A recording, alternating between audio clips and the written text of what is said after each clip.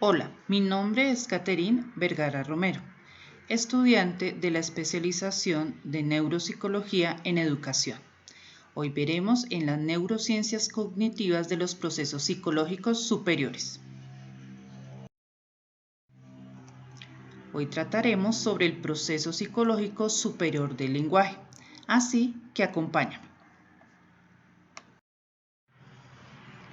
El lenguaje y sus trastornos no solo sirvió para catapultar el desarrollo de la neuropsicología, sino que ha sido una de sus áreas más fructíferas, ya que los primeros programas de rehabilitación cognitiva fueron los que trataban de remediar los trastornos del lenguaje.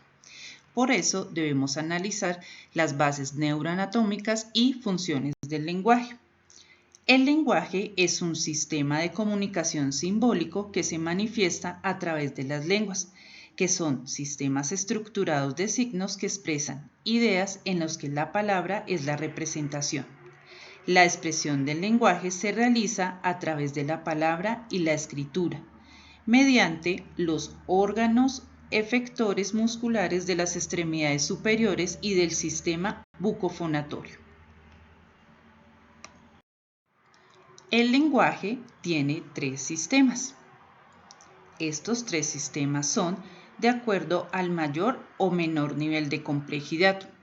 Entre ellos tenemos los monemas, que son las unidades de la primera articulación, o unidades más pequeñas dotadas de significado. Pueden tener un contenido semántico, lexemas, o bien una función gramatical, morfemas.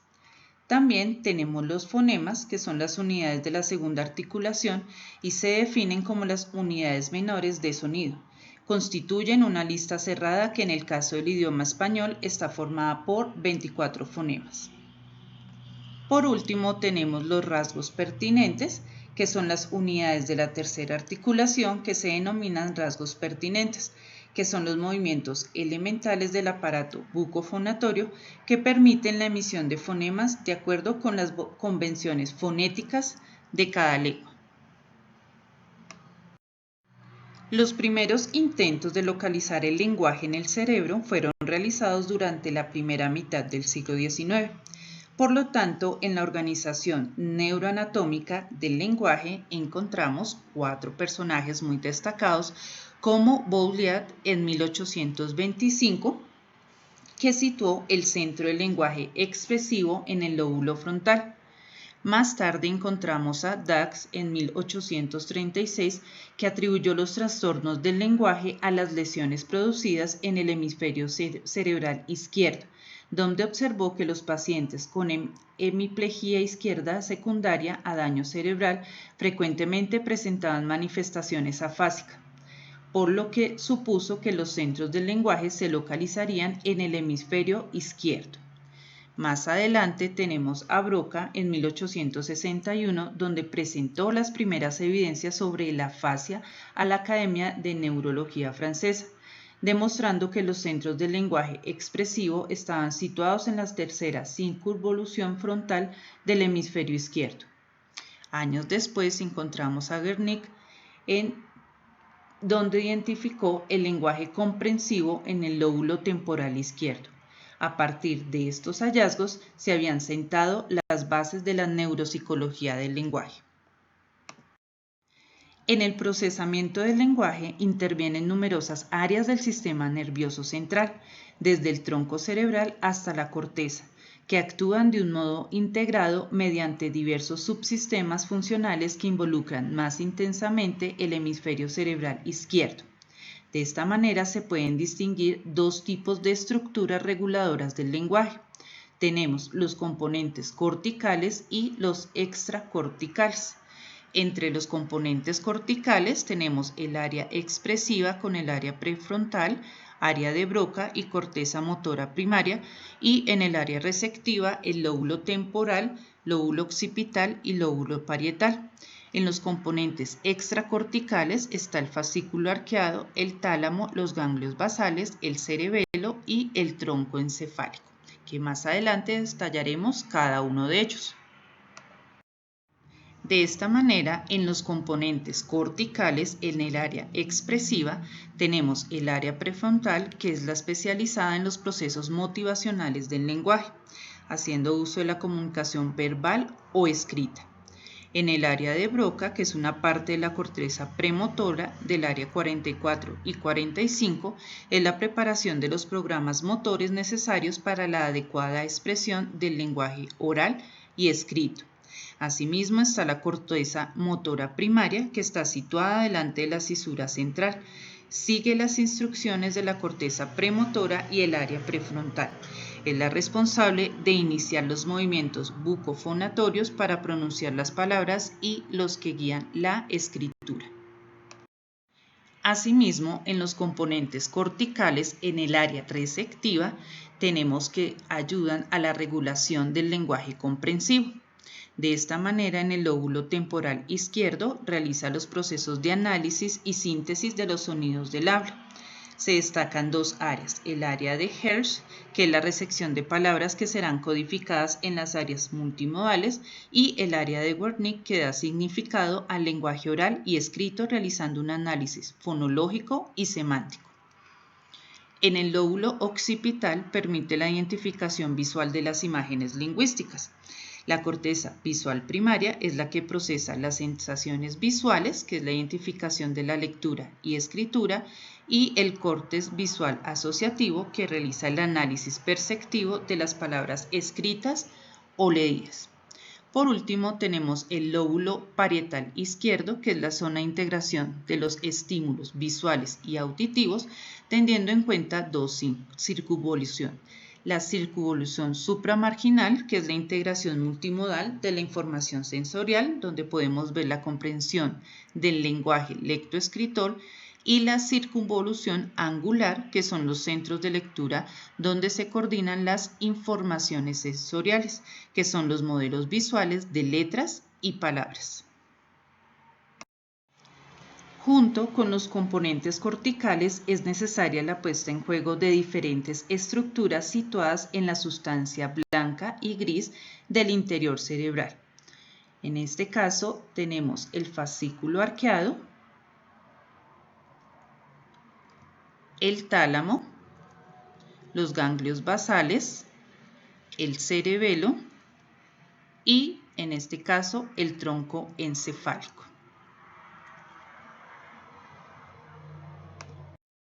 Los componentes extracorticales permiten el proceso de elaboración del lenguaje oral y escrito de un modo fluido y preciso. En el caso del fascículo arqueado, es un haz de fibras de sustancia blanca que interconecta las áreas de Broca y Wernicke, teniendo en cuenta el lenguaje comprensivo y expresivo. En el tálamo interviene en la red asociativa que conecta las áreas del lenguaje comprensivo y expresivo a través de varios núcleos talámicos. Son los que nos ayudan a la regulación del lenguaje. Los ganglios basales, el núcleo lenticular, el putamen y el núcleo caudado intervienen en la regulación de la fluidez del lenguaje oral y en la coordinación de las secuencias motoras del lenguaje oral y escrito. En el cerebelo hace la función y es responsable de coordinar la fluidez de los movimientos de articulación del lenguaje oral y de la escritura. Y por último tenemos al tronco encefálico, que es una vía que contiene las fibras motoras facilitadoras de la transmisión de las eferencias motoras del lenguaje, que es los que nos ayudan a la activación lingüística.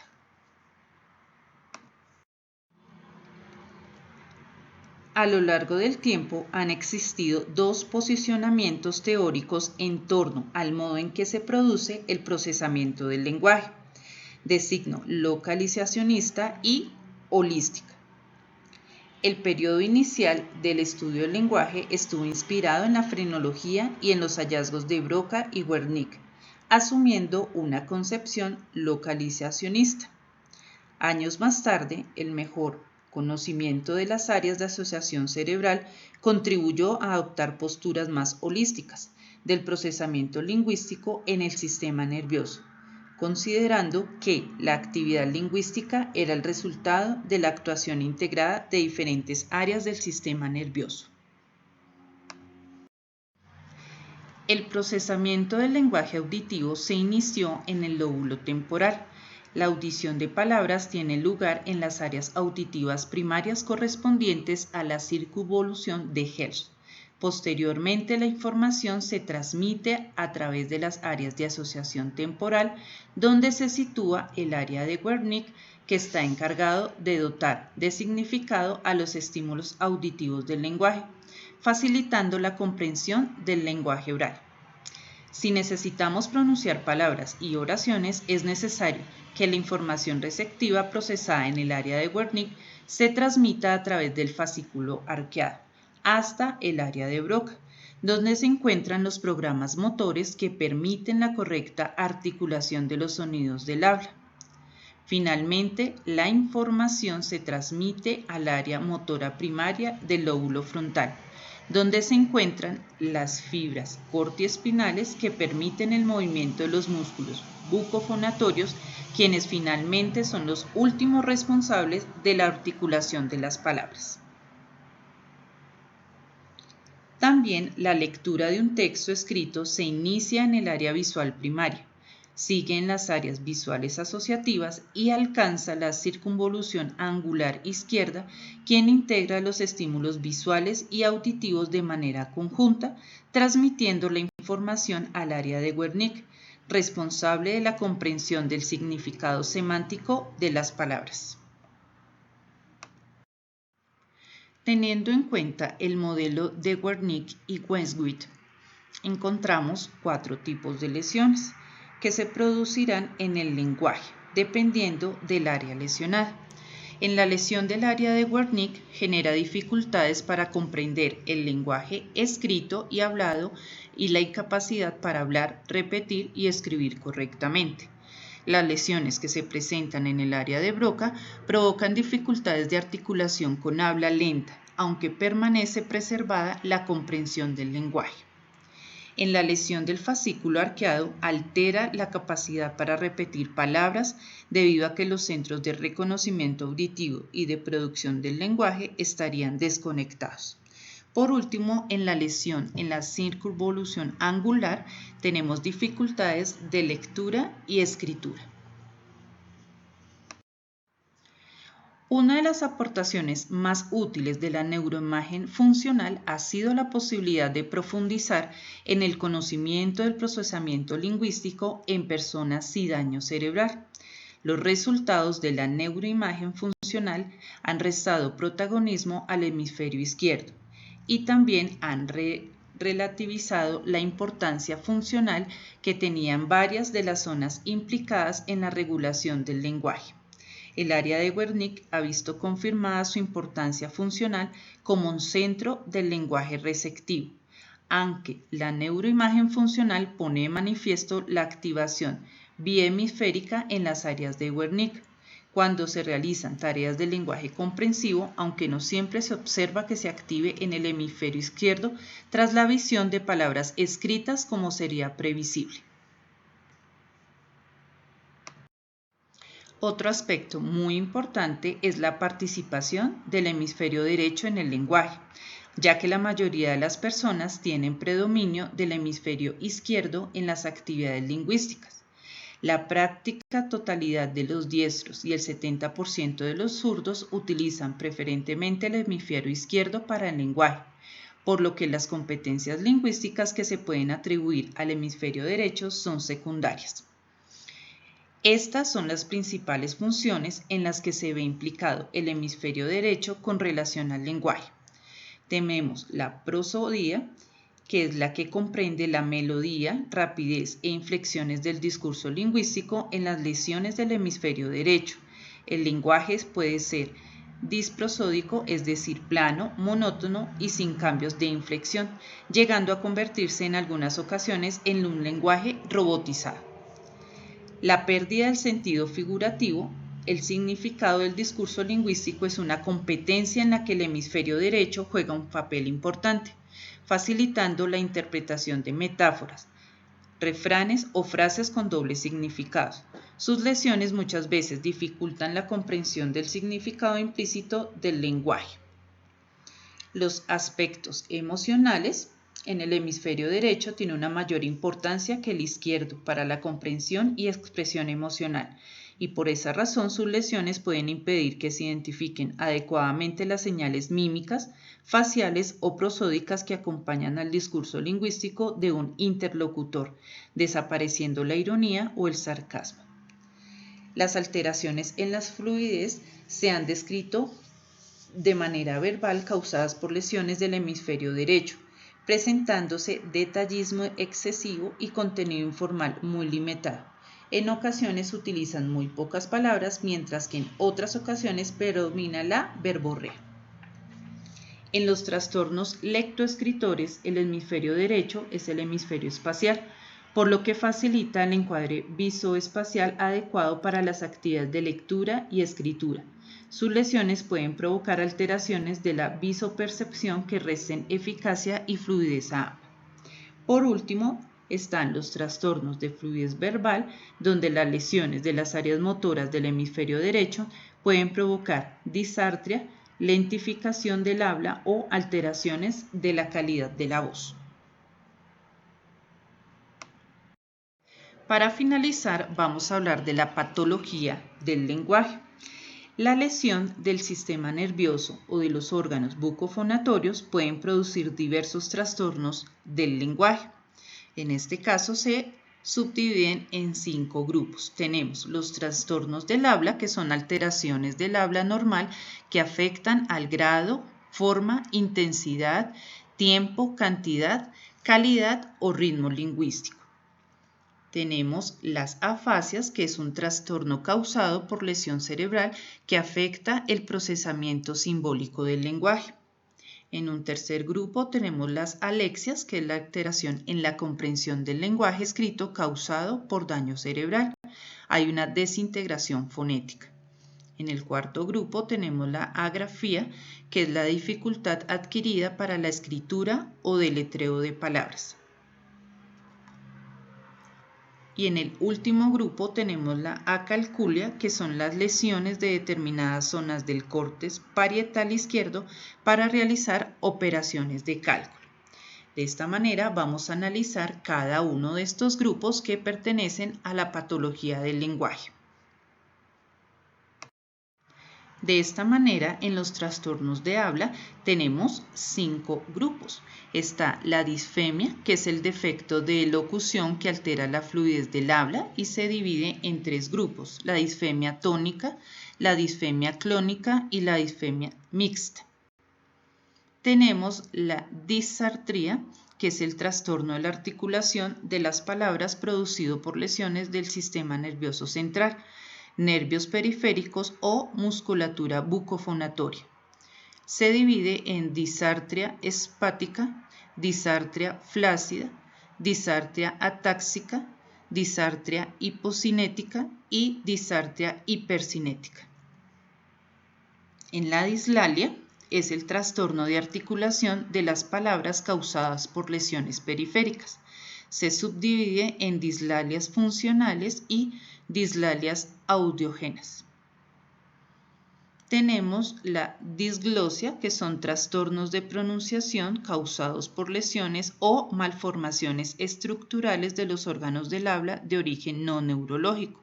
Se subdividen en disglosias labiales, disglosias dentales, disglosias linguales, disglosias mandibulares y disglosias palatales.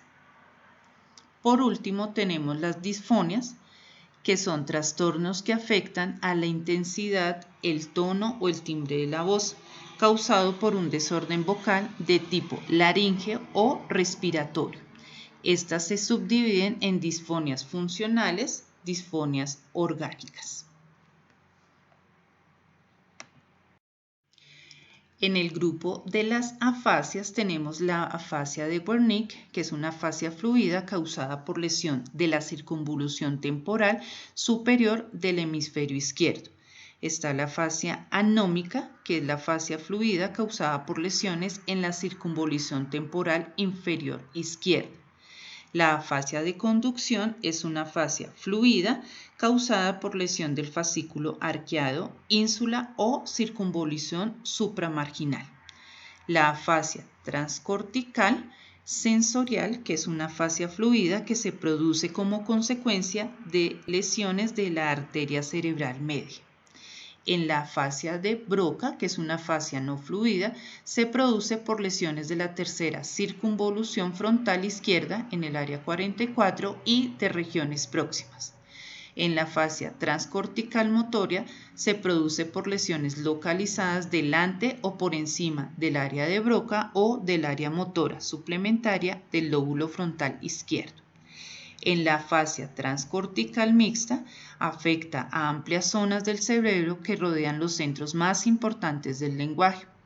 En la afasia global se produce por accidentes cerebrovasculares que causan daño masivo en el hemisferio izquierdo, afectando a todas las áreas del lenguaje.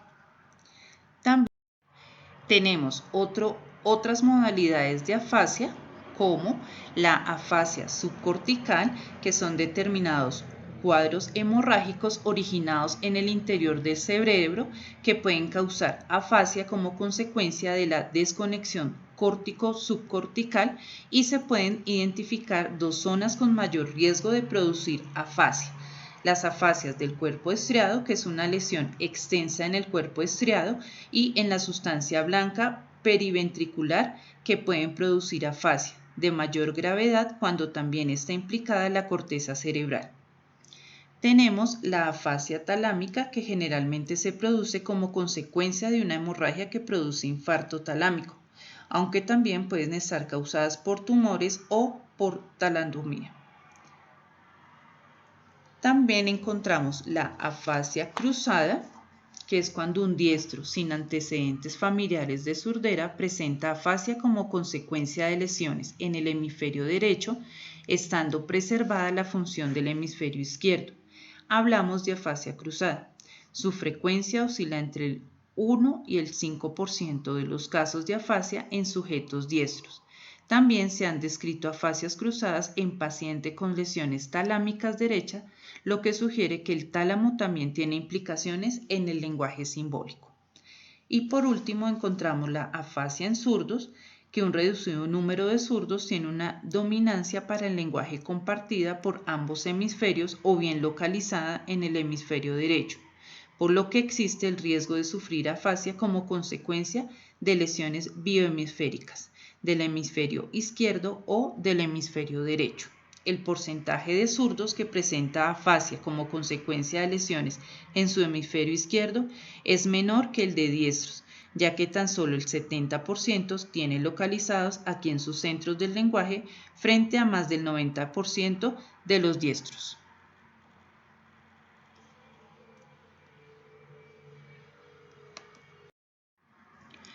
El grupo de alexias se divide en 5 grupos. Tenemos la alexia sin grafía, que es la incapacidad para adquirir para la lectura sin que exista déficit en la escritura. Tenemos la alexia con grafía, que es la pérdida de capacidad para la lectura y la escritura. La alexia frontal, que está causada por lesiones que afectan el área 8 del lóbulo frontal. La dislexia superficial, que es la incapacidad para reconocer las palabras directamente.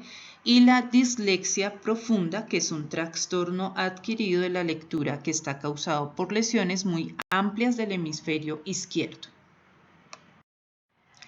En el grupo de las agrafías tenemos la agrafía por epilepsia del lóbulo temporal derecho, hipergrafía causada por accidentes cerebrovasculares y la hipergrafía frontal. En la agrafía por epilepsia del lóbulo temporal derecho, en algunos epilépticos se observa tendencia compulsiva a la escritura, especialmente en periodos interticales. En la hipergrafía causada por accidentes cerebrovasculares, la hemorragia en áreas subcorticales, perisilvianas y talámicos pueden alterar el componente grafomotor y espacial. Por último, en la hipergrafía frontal se define como la necesidad imperiosa de escribir con producción abundante e incomprensible. Para finalizar el grupo de patologías del lenguaje tenemos la acalculia. En esta están las bases neurales del cálculo, que donde la lesión del área prefrontal produce déficit atencional e incapacidad para la realización de operaciones mentales complejas. En el lóbulo occipital se produce la representación visual de las imágenes correspondientes a los números. En la acalculia se da la pérdida de la capacidad para el cálculo como consecuencia de lesiones cerebrales. Estas se subdividen en acalculia primaria, acalculia afásica, en la acalculia espacial, en la discalculia y en la acalculia en el síndrome de Hertzmann. Muchas gracias por acompañarme en este maravilloso mundo del proceso psicológico superior del lenguaje.